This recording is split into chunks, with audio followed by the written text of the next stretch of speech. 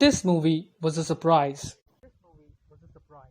Perhaps the most pleasant cinematic surprise I have ever seen.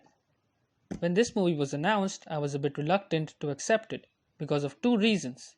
One, why would you want to tell the origin story of a character who is much better off with a sense of mystery and ambiguity to him?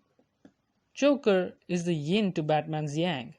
He exists to topple his world and challenge Batman's ideology. So, would a solo Joker movie with Batman still being a young Bruce Wayne be as engaging?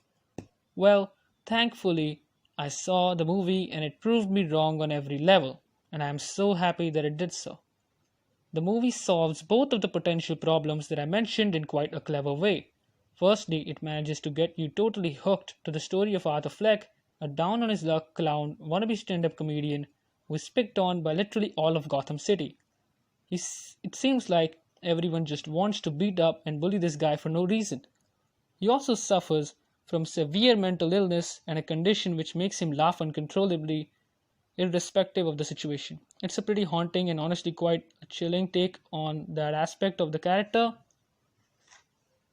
What I liked most about this movie's approach to telling the origin story of a villain as its protagonist is that it gets you to root for the character until you just can't root for him anymore. But you're still intrigued by the transformation that the character is undergoing. In that way, it was very much like Walter White from Breaking Bad, where you start out sympathizing with him until he just crosses all moral boundaries and just sinks to the most heinous depths of evil, losing all humanity. The movie doesn't expect you to like, identify with, or try to rationalize Joker and his actions. It expects you to make up your own mind about everything.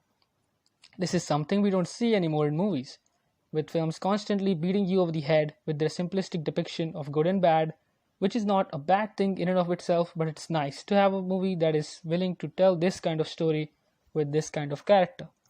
The way this movie handles Arthur's transformation into Joker is brilliant. It takes its time building the setting of Gotham, giving us small and then big changes within Arthur and the surroundings, with a smooth escalation in tension and character progression.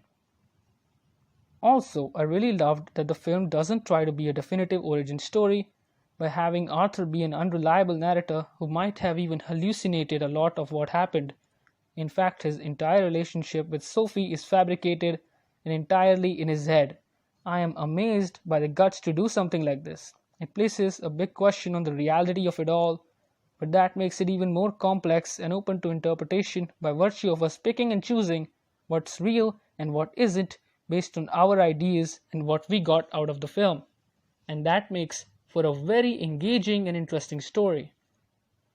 The movie wears its influences on its sleeve with movies such as Martin Scorsese's Taxi Driver and King of Comedy, informing a lot of the world, tone, story, visuals, and setting. But it also retains enough originality to stand on its own 2 feet. It's a pretty damn good character study that adds a lot of nuance and complexity and depth to the character. Not that all of this wasn't present in previous iterations, but this movie's version of Joker is in his own league and that is worthy of a lot of praise. But I think the biggest reason that this film works is Joaquin Phoenix's phenomenal performance, which really carries the whole thing together and sells you on this transformation and further descent into madness, villainy, and violence. In the hands of a lesser actor, this film wouldn't work, but thankfully, they picked the best of the best. The supporting cast was also amazing. Legendary actor Robert De Niro played the talk show host Murray Franklin really well, and Brett Cullen as Thomas Wayne, another fine source of antagonism for Arthur. Frances Conroy as Penny Fleck helped in building the great complicated dynamic between her character and Arthur. The cinematography and set design are really good. The movie really captured the grimy, gritty 80s Gotham, but really New York look quite beautifully. The score was also really good. It really got you inside of Arthur's head really well. When Arthur becomes Joker, the movie had built everything up so well, I was like, yes, that's Joker, a different kind of Joker, but every bit as amazing. What makes this movie's existence a really big deal is that we just don't get anything like this anymore. By like this, I mean R-rated character studies that focus on telling a compelling story rather than making a quick buck. I applaud writer-director Todd Phillips for giving us this fresh take on such a beloved character that is not attached to any cinematic universe, and Warner Brothers also deserves praise for taking such a big risk that not a lot of studios are willing to take these days. Those were my thoughts on Joker. See you next time on TD Reviews Movie.